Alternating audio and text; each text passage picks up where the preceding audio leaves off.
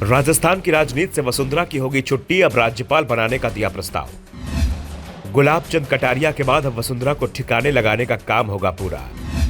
जयपुर में दूसरा power centre नहीं चाहता हाईकमान, राजे के तेवर के आगे नहीं झुका हाईकमान। वसुंधरा राजे ने बहुत कोशिश की कि उन्हें सीएम पद मिल जाए। अगर उन्हें सीएम पद नहीं मिल पा रहा है तो कम से कम उनके किसी समर्थक को यह कुर्सी मिल जाए या फिर उनकी राय को प्राथमिकता मिल सके। पहले राजे ने कोशिश अपने बेटे दुष्यंत को केंद्र में मंत्री बनाने की थी, लेकिन राजे का हर पासा इस बार उल्टा पड़ता ही दिखाई दे रहा है, जिस कारण से वो दबाव में दिखाई दे रही है। और अब कहा जा रहा है कि भजनलाल सरकार को पूरी तरह से सेफ रखने के लिए पार्टी हाईकमान ने जो रणनीति तैयार की है, उसमें राज्य को राजस्थान से हटाना प्रमुख है। वसुंधरा को अब उन्हें केंद्र में एडजस्ट करने की तैयारी हो रही है।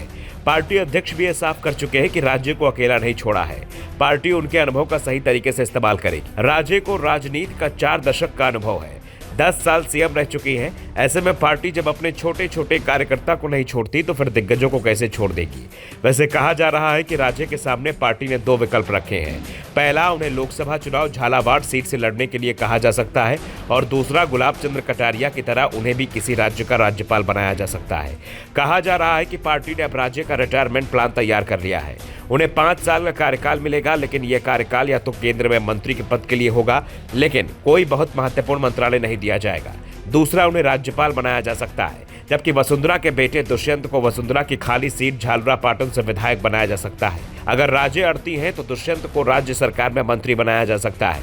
वैसे इस बात की संभावना बेहद कम है कि विधायक बनने पर दुष्यंत को मंत्री बनाया जाएगा, क्योंकि पार्टी की नीति चली आ रही है कि पद परिवार से किसी एक ही व्यक्ति को मिलेगा, और जो दावेदारी करता है उसको तो बिल्कुल भी नहीं मिलता है। वैसे दुष्यंत के लिए पार्टी के अंदर खुद का वजूद बनाए रखना भी आसान नहीं है। उनका अनुशासन ही उन्हें पार्टी के साथ जोड़े रख पाएगा। वैसे अभी तक वसुंधरा ने ऐसा कोई काम नहीं किया है जो अनुशासनहीनता की श्रेणी में आता है। पार्टी के खिलाफ उन्होंने कोई भी बयान नहीं दिया है। उन्होंने ऐसा कुछ भी नहीं कहा जिससे पार्टी संकट में फंसती दिखाई दे। सिर्फ विधायकों के साथ अपने सरकारी आवास पर मुलाकात की थी।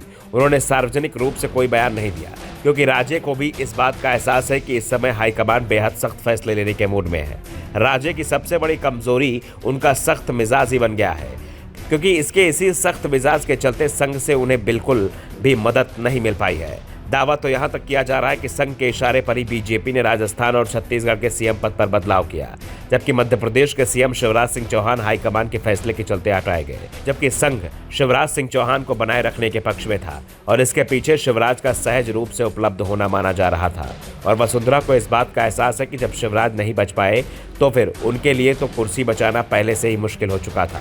फिलहाल अब वसुंधरा की किस्मत का फैसला हाईकमान को करना है, और हाईकमान एक बात तो साफ कर चुका है कि वसुंधरा का राजस्थान की राजनीति में रोल पूरी तरह से समाप्त करना है, और इसके लिए उन्हें राजस्थान से हटाना है।